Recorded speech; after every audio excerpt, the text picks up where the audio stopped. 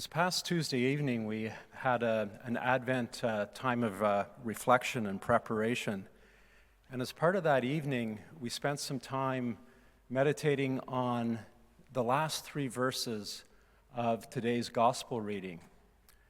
And part of the exercise was for people to listen to that reading. We read it slowly a couple of times, and to find the word or phrase that was really speaking to them at that time.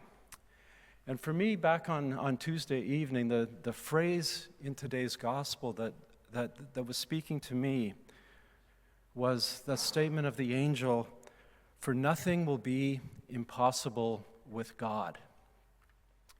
And as I reflected on that line and thought about it in my own life, I thought of three very distinct periods in the last 20 years of my life where the improbable, if not the impossible, occurred.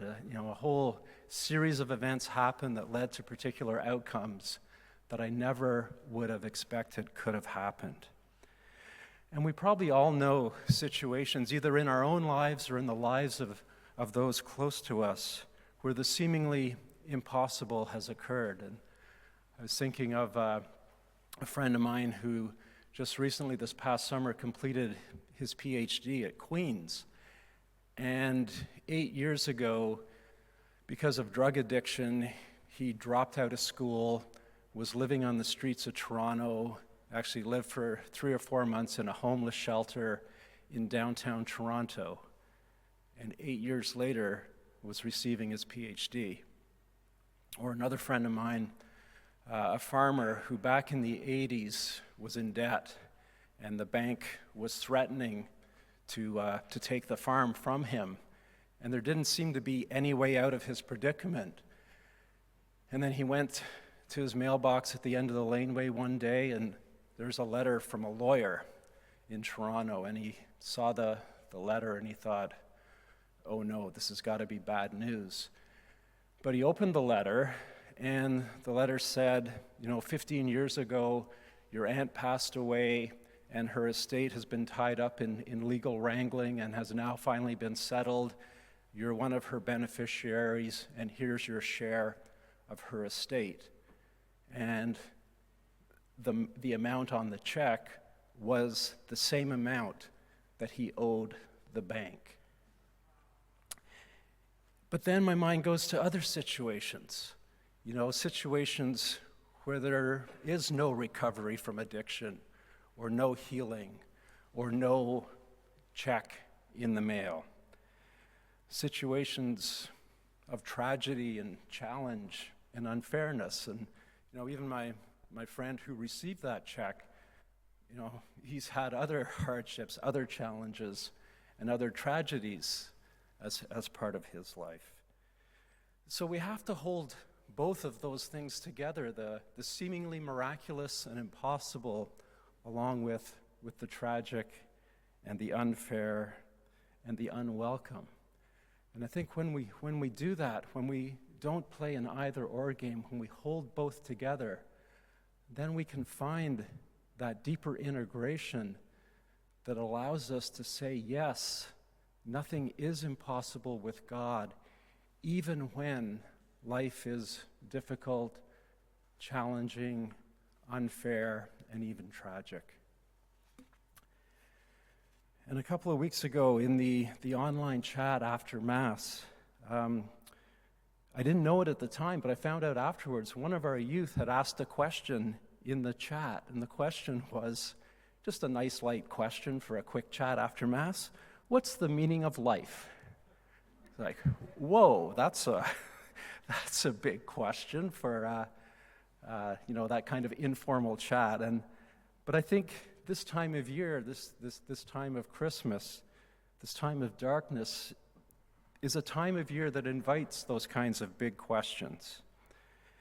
And I think questions like that, along with the questions of suffering and miracles and impossibilities and everything, those kinds of questions, we don't find the answers to those questions in words or in formulas. I think we have to find the answers in our in our lived experience.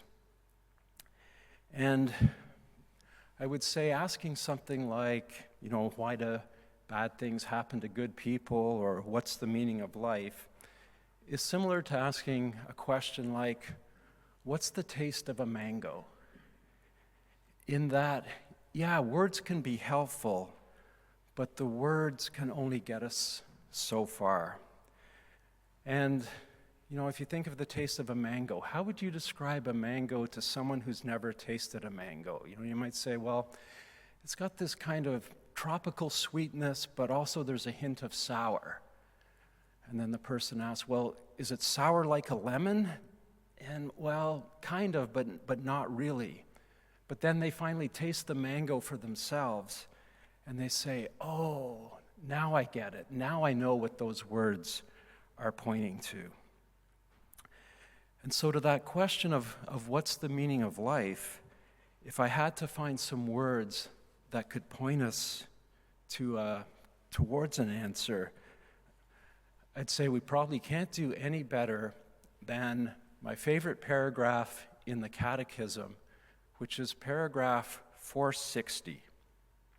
And invite everyone when you get home today to look up paragraph 460 in the Catechism. And I think it's great preparation for Christmas to meditate and reflect upon that paragraph, because it's just so powerful.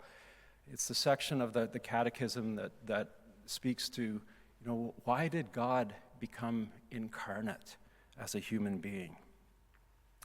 And the paragraph begins with this statement, which is quoting the second letter of Peter, and it says, "The Word became flesh to make us partakers of the divine nature."